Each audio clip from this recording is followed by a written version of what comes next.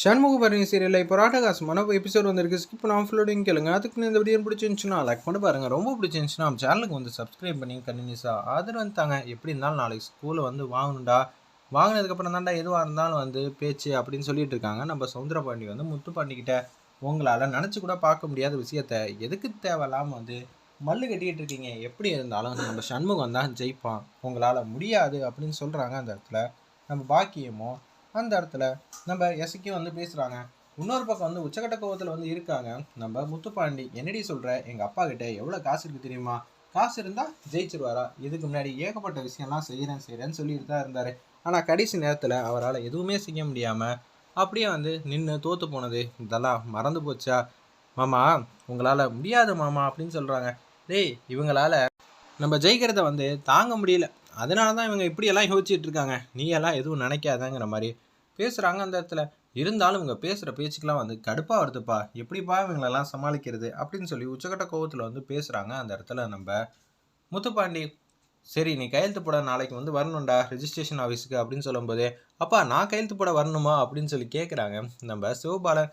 நீ எதுக்குடா கையெழுத்து போடணும், நீ எப்போ வந்து உன்னோட வாக்கை அங்கே போட்டியோ அப்பயே முடிவு பண்ணிட்டேன், அன்னிலேருந்து உனக்கு எனக்கு சம்மந்தம் இல்லைன்னு, அதனால் என் சொத்துலேருந்து உனக்கு 10 பைசா கூட கிடையாது அப்படின்னு சொல்லும்போது, உன் சொத்து எனக்கு எதுக்கு வேணும், அதெல்லாம் வேணாம் நீயே வச்சுக்க அப்படின்னு சொல்கிறாங்க. இவன் அந்த உண்டியல்லே வந்து பணம் போட்டிருப்பான்.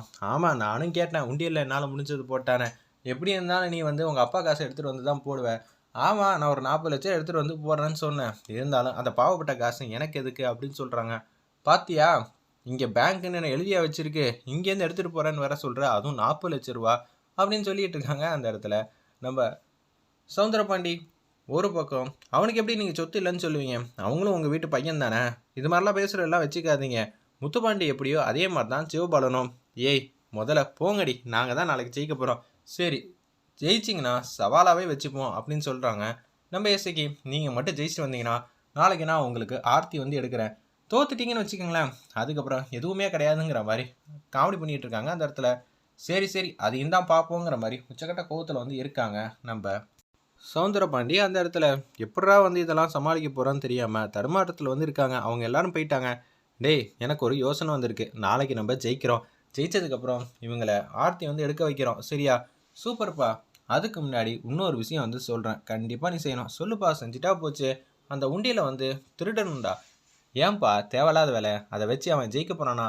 டேய், இந்த அப்பாவோட சிந்தனையும் செய்யலையும் நீ எப்படா வந்து ஏற்றுக்க போகிற, முதல்ல நான் சொல்கிறத முதல்ல கேள்றா அப்படின்னு சொல்லி கடுப்பில் வந்து பேசுகிறாங்க நம்ம சவுந்தரபாண்டி. ஏன்பா கோவப்படுற, அந்த உண்டியில் வந்து எடுத்துட்டா என்ன ஆகும், அது உனக்கு எனக்கும் சின்ன அமௌண்ட்டு தான், ஆனால் சண்முகத்தை பொறுத்தளவு மிகப்பெரிய அமௌண்ட்டு.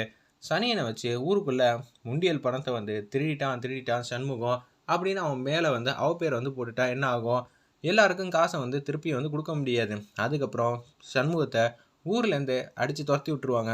நீயும் என்னென்ன பண்ண முடியுமோ சண்முகத்தை கூட்டிகிட்டு போயிட்டு உள்ளே சிறப்பாக வச்சு கவனிக்கலாம்ல. சூப்பர்ப்பா. எப்படிப்பா உன்னால் மட்டும் இப்படியெல்லாம் வந்து யோசிக்குது, நான் அப்படியெல்லாம் வந்து யோசிக்கவே முடியலையே.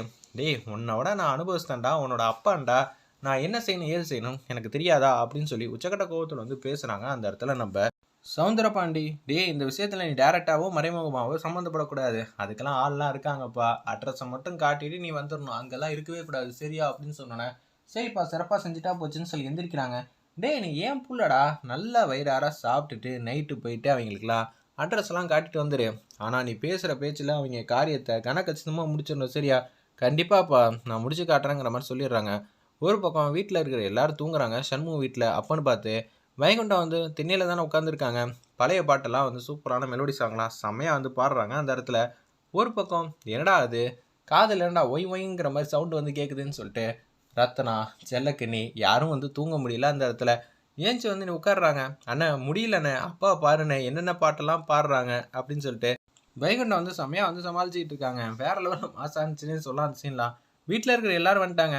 எதுக்கு தேவையில்லாம வந்து என்னமோ பண்ணுறியே, ஏய் நான் பாட்டு பாடிக்கிட்டு இருக்கேன், இது எவ்வளோ தெரியுமா இனிமையான சாங்கு, அப்பா பாட்டெல்லாம் எனக்கு ரொம்பவே பிடிக்கும் தான், ஆனால் நீ பாட்டை வந்து மோசமாக வந்து பாடுறப்பா, ரசனம் கெட்டவங்களா, பாட்டை எனக்கு தெரிஞ்ச அளவுக்கு சிறப்பாக வந்து பாடுறேன், அதை ரசிக்க வந்து தெரியணுண்டா முதல்ல அப்படின்னு சொல்லிடுறாங்க அந்த இடத்துல நம்ம வைகுண்டம். தேவைலாம் பிரச்சனை பண்ணாத, நீ வீட்டுக்குள்ளே வந்து தூங்கு அப்படின்னு சொல்கிறாங்க நம்ம பரணிலேருந்து எல்லாரும். ஏமா இதை முதல்ல அவன் புருஷன்கிட்ட சொல்லு, நான் வீட்டுக்குள்ளே வரேன்னு தான் சொன்னேன். ஆனால் இவன் என்னென்ன பேச்செல்லாம் பேசினான், நான் கண்டிப்பாக வீட்டில் வந்தெல்லாம் தூங்க மாட்டேன் அப்படின்னு சொல்லும்போது, நீ தூங்குனா தூங்கு, தூங்காட்டா போ, என்ன பண்ண முடியும் அப்படின்னு சொல்லிட்டு இருக்காங்க. எனக்கு வேல் கம்பும் இன்னொன்று தலானியும் எடுத்துகிட்டு வந்து கொடுங்க, அது இருந்தால் போதும் அப்படின்னு சொல்கிறாங்க. சரி திருப்பி பாட மாட்டியே, அதை நீங்கள் கொண்டு வரதை பொறுத்து இருக்குன்னொன்னே அந்த இடத்துல வந்து அவங்க கேட்ட எல்லா ஜாமானும் கொண்டு வந்து கொடுக்குறாங்க.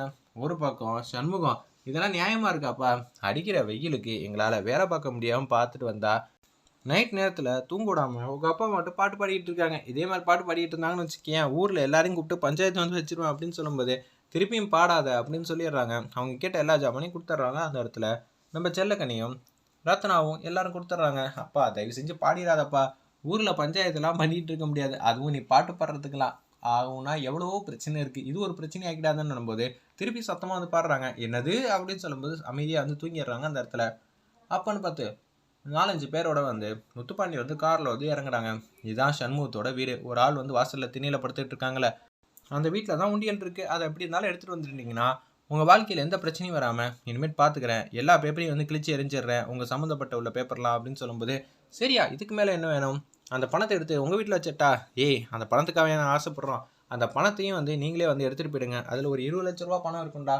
ஐயா எவ்வளோ பெரிய உதவி பண்ணுறீங்க, நாங்கள் ஏகப்பட்ட விஷயத்தெல்லாம் எடுத்திருக்கோம், இதெல்லாம் சாதாரண விஷயம், அந்த வீட்டை சாதாரண வீடுன்னு நினைக்காத, அது எவ்வளோ பெரிய கோட்டை தெரியுமா, அந்த வீட்டிலேருந்து எதையுமே எடுக்க முடியாது யாரும், அங்கே சண்முகம்னு ஒருத்தர் இருக்கான், அவன் மட்டும் ஏஞ்சான்னு வச்சுக்கியேன் அப்புறம் 1000 சிங்கத்துக்கு சமம். என்னையா அவனை பார்க்கணும் போல இருக்கு, தேவலாம் பிரச்சனை பண்ணுற வேலையெல்லாம் வச்சுக்காத, கொஞ்சம் அமைதியாக இரு சரியா, அவன்கிட்டேருந்து தப்பிச்சிட்டு நீ அந்த உண்டியலோட வந்தனா எந்த பிரச்சனையும் இல்லை, அவன்கிட்ட மாட்டினு வச்சுக்கிங்க, அதுக்கப்புறம் இருக்கிற பழைய பேப்பர் எல்லாத்தையும் தூசி தட்டி அதில் எக்ஸ்ட்ரா ஃபிட்டிங் எழுதிடுவோம் பார்த்துக்க.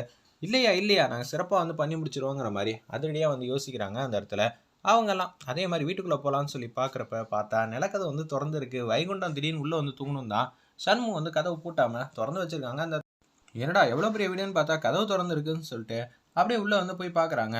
உண்டியல் வந்து பெரிய உண்டியல் இருக்குது, அதை அப்படியே அசால்ட்டாக தூக்கிட்டு வந்து வெளியில் வந்து வைகுண்டம் பக்கத்தில் வந்து வச்சிடுறாங்க. அப்பன்னு பார்த்து முருகன் வந்து வந்துட்டாங்க. ஐயா முருகா, சண்முகா, நீ கொஞ்சம் கண்ணை திறந்து பாருயா அப்படின்னு சொல்கிறாங்க வைகுண்டத்தை பார்த்து. சாமி என்ன ஆச்சு அப்படின்னு சொல்லும்போது, உன் வீட்டு பொருள் காணா போகுது, கண்ணை திறந்து பாருயா அப்படின்னு சொல்லும்போது, என்னையா நினச்சிக்கிட்டு இருக்கேன்னு சொல்லி அந்த இடத்துல சண்முகம் சண்முகம்னு கத்துறாங்க. வீட்டில் இருக்கிற எல்லா பொண்ணுங்களும் வெளில வந்து வந்துடுறாங்க. அவங்க அடிக்கலான்ட்டு இருக்கிறப்ப பக்கத்தில் இருக்க கட்டையை எடுத்து டிஷிமிஷம் பண்ணுறாங்க நம்ம வைகுண்டம். அதை எடுத்து அவங்க மேலேயே அந்த மாதிரி பண்ணிடுறாங்க. வைகுண்டம் வந்து அப்படியே அசந்து போய் தூங்கிடுறாங்க. ஒரு பக்கம் வந்து செல்லக்கனியை பிடிச்சி தள்ளி விடுறப்ப சண்முகம் வந்து ஆவேசமாக வந்து அந்த இடத்துல வந்து நிற்கிறாங்க. செல்லக்கனியை வந்து பிடிச்சிடுறாங்க. என்னடா நினச்சிட்டு இருக்கேன், இது எல்லாம் முத்துப்பாண்டி சவுந்தரபாண்டியனோட வேலையாக தான் இருக்குன்னு அவங்க மூக்கு மேலே வரல வைக்கிறாங்க. நீ ஏதோ பெரிய கையின்னு கேள்விப்பட்டோமே, அப்படியா, உன்னை யாராலையும் அடிக்க முடியாது, நாங்கள் முடிஞ்சா எங்களை தடுத்துப்பாரு அப்படின்னு சொல்லும்போது சண்முகம் வந்து டிஷிமிஷம் பண்ணி எல்லாரையும் அடித்து பறக்க விட்றாங்க. வேறு லெவலில் மாசா இருந்துச்சுன்னே சொல்லலாம் அந்த சீன்லாம்.